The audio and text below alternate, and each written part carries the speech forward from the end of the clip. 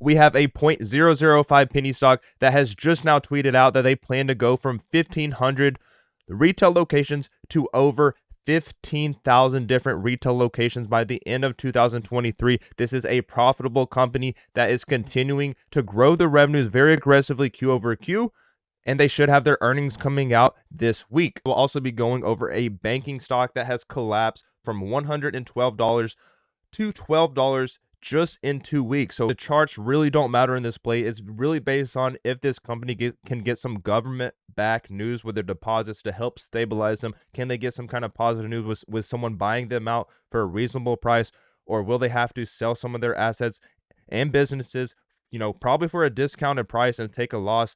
So, but if they do get a big catalyst and some news and they get more time, this one can easily get back to $20 to $30 in no time, very easily. It just depends on the catalyst. Like I said, could easily go down to $8 or less per share. But like I said, if they do stabilize, that's why I'm covering it. This one could easily get back to $50 to $80+ in the medium to long term and recover to $20 to $30 short term. It really just depends on the news and how quickly they can stabilize and get a positive outlook for their company.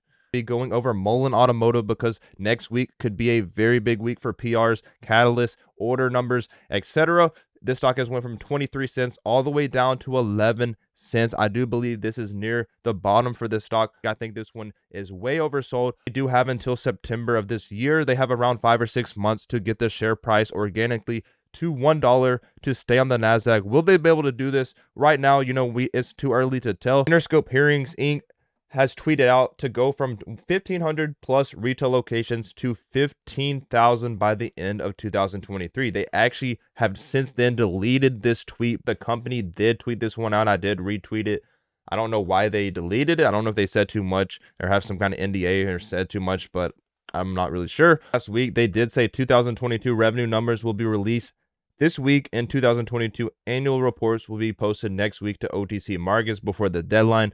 They did not actually post the 2022 revenue numbers, so I'm expecting it next week. Now, another stock we have to talk about is First Republic Bank. With the banking crisis, this one has definitely been one that has been taking a big loss. So they went from $112 or $115 just over 2 weeks ago, all the way down to $12.18 or $12.36. I'll be honest, this company has a lot of problems coming up right now.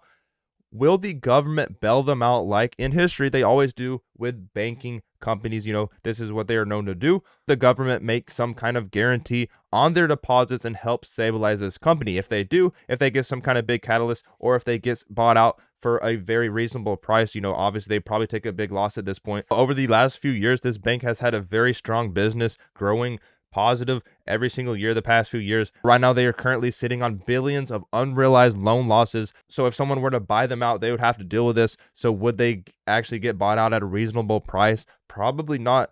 But like I said, if they do get backed by the government, or they get some kind of big catalyst that gives them more time to stabilize all their deposits, everything going on in this company, this one could easily push to $20 to $30 in no time, in a day or two with some big news. So this is why I'm covering it. And if they don't get anything like that, this company will probably turn to dilutive capital measures, which would be very bad for the company, very bad for the shareholders. And this one could really go to $8 a share or even lower than that. But like I said, very volatile, a very risky play that you definitely have to put on your watch list and keep a very close eye on this week. One stock we have to talk about is ticker MULN, MULN Automotive Inc. It has went from 23 cents all the way to 11 cents in the past month. Now, they do have another grace period, their final grace period, to get the share price to $1 organically by September to stay listed on the NASDAQ without doing a reverse split. Will they be able to do this? I'm not really sure, but the reason I'm covering the stock is because long term, if you are trying to get into play, now is your time.